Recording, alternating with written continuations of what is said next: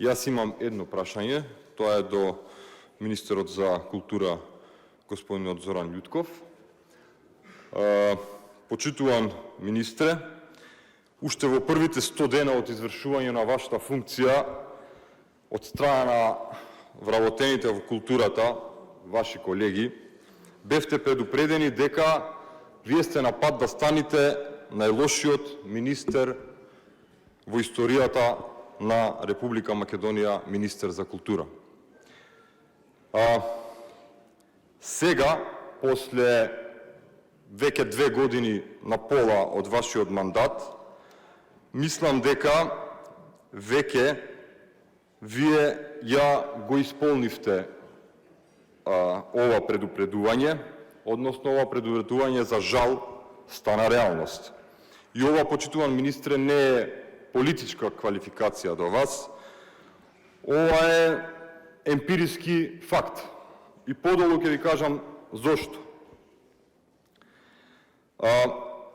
За жал, морам и да констатирам дека вашето владење, односно вашето управување, резултатите кои што ги има културата од како последица на вашето управување не е резултат на некоја 1, 2, 3, 4, 5 грешки или пропусти, туку е резултат на еден целокупен модел на управување со самата институција.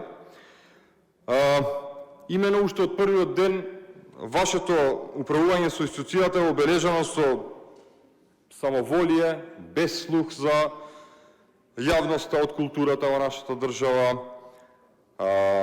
Институциите, исто како и претходно, пред вие да дојдете на власт, пред вие да почнете да управувате со овие институции, исто продолжија да бидат партиски институции како и од претходната влада. А имаше голема надеж со промена на власта и со особено доаѓањето на чело на Министерството за култура како човек кој што работел во културата.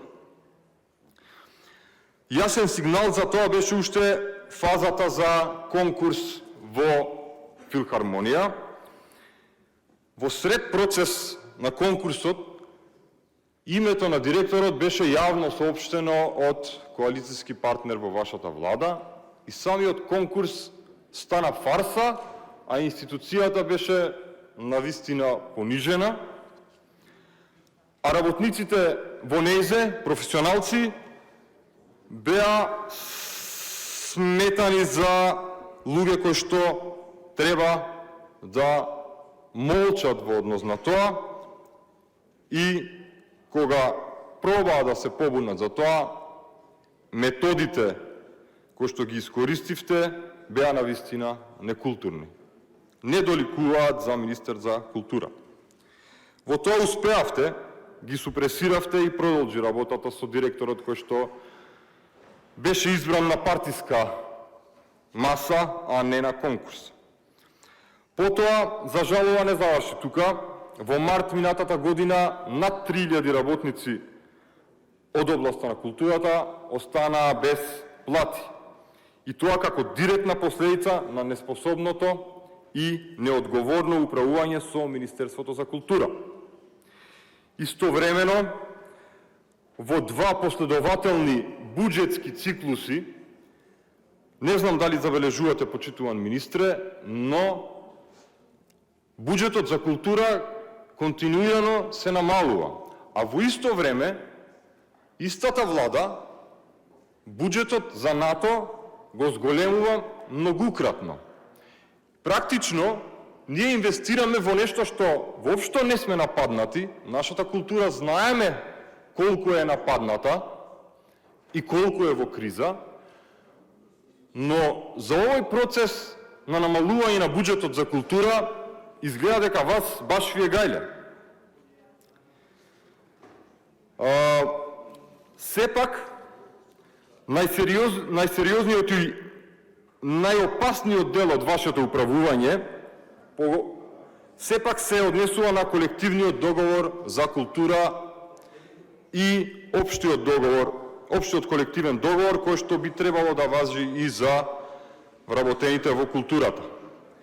Прво да ја потсетам дека овој договор е колективниот договор е донесен многу пред вас и тој претходно, пред вие да стапите на функција, беше неколку пати, мислам 2 пати беше оспоруван. И тој 2 пати се потврди, или 3 пати, се потврди дека е согласно уставот и дека е легитимен. И сега вашето доаѓање на функција почна повторно со саботирање на овој колективен договор. Прво што уште еднаш е оспорен, во овој момент мислам дека трае процесот за негово оспорување. И тоа не остана тука. Тој колективен договор се уште важи и е на ниво на закон. Вие прво се обидовте да го прескокнете со некакво електронско известување до институциите на културата, за на еден начин на тој кој што ви одговара вас, односно од тоа што Министерството за финансии или кабинетот на премиерот ви наложил, така да ги пресметуваат платите. Потоа, кога видовте дека тоа нема смисла, затоа што електронското известување до институциите нити имаше ваш подпис, нити се знаеше кој го изработил, туку веројатно да избегнете директна одговорност. И донесовте така наречено упатство, подпишано од вас, со кое директно го саботиравте и го прекршивте колективниот договор за култура со тоа што направивте пресметки на плати кои што не одговараат согласно истиот. И ова не е само политички прекршок од ваша страна, почитуван министре. Да ве потсетам, кривичниот законник изричито вели дека оној кој што свесно ќе го доведе во прашање правото на работникот по однос на колективен договор, кривично ќе одговара. И вашата кривична одговорност нема да застане тука, почитуван министре. Затоа што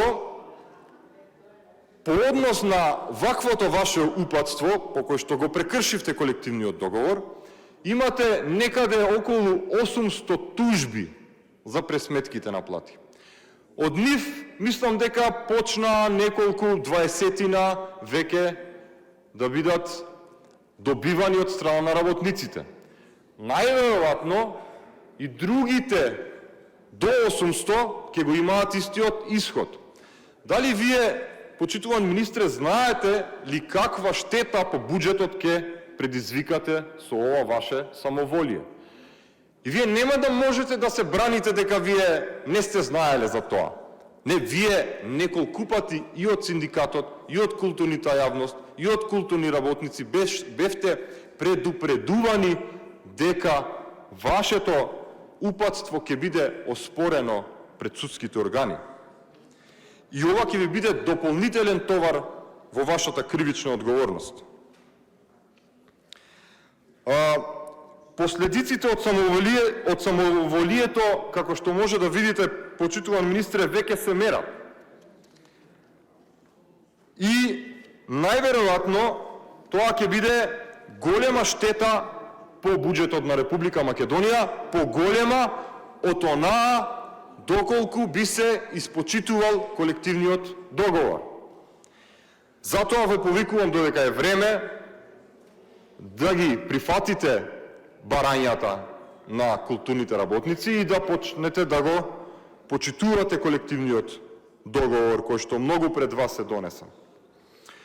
Во меѓувреме, културните институции физички пропаѓаат, значи одредени театри како Прилепскиот, Кумановскиот практично да немаат институции, дел од културните домови, кина не се надвор од функција, тие се замрзнати како во некој поствоен период. И како резултат на сето ова, културата во Македонија е сведена на партиски резерват, буквално, каде што вие преку вдомување на партиски луѓе ја користите како инструмент за обезбедување на политичка наклонетост. После сето ова, почитуван министре, мене ми останува да ве прашам само едно. Кога планирате да си поднесете оставка? Благодарам.